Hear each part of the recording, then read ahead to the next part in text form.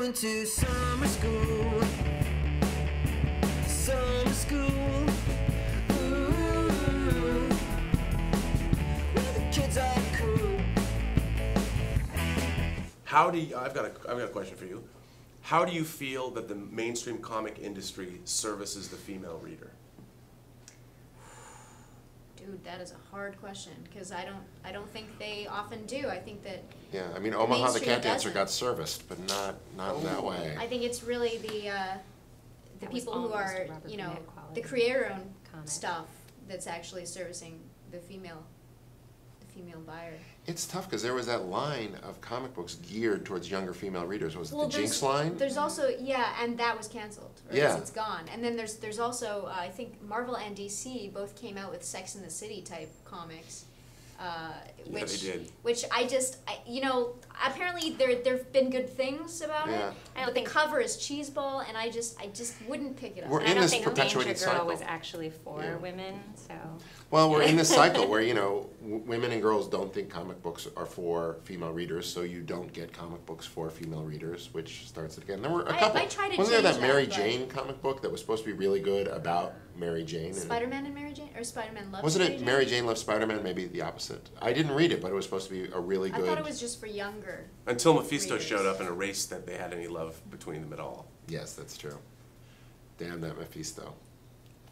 Yeah, no, I really find most girls just don't go for the major superheroes. You know, it's much more like they're looking for story, they're looking for good story. Right. Yeah. Like, so they'll read Optic Nerve and they'll read, like, you know, Oh, yeah, I exactly. love Like, Optic when Nerve. when I'm trying to, like, I have a lot of girlfriends who want to get into comics, and when I pass on comics to them, it's usually things that are deeper or more entertaining, like Why the Last Man, Queen and Country. Oh, I've that's a good one. passed on, I don't know, lots of good stuff. But you know, stuff.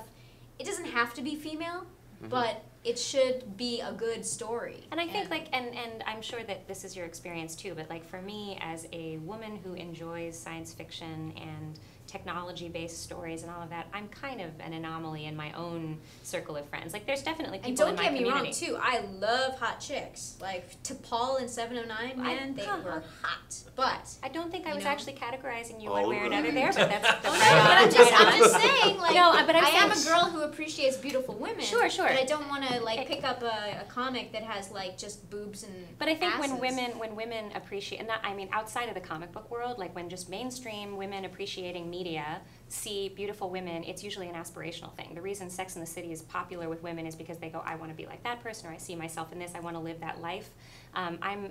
In my family, I have an older sister and a younger sister, and both of them are very avid film goers, but neither of them like science fiction. And like, it's like a sleeping medicine for them. Like, they just totally turn off as soon as you see a star field. I find a you lot know, of it's- the problem, though, is in marketing. You know, like, marketing sci-fi, the best way to market sci-fi is not to tell people it's sci-fi. You know, by Lost. saying flash forward, this is awesome, Lost, this is awesome. It's not Yeah. sci-fi. Right, and You know? I think that in those cases they can accept it. I don't think it's so much about the label. It literally, like my little sister Beulah has never been able to stay awake through the Matrix. As soon as Morpheus begins talking, she's asleep, and it has nothing to do with like how it was marketed. It's more that she's just like these concepts that make me have to believe that the world works a different way or whatever. It's just Yeah. like too much. I think that a lot of women are alienated by that, if only because it feels techie, it feels cold, Well, and I think that's why when I'm talking to people about Dune and how awesome Dune is, I don't tell them it's sci-fi at all.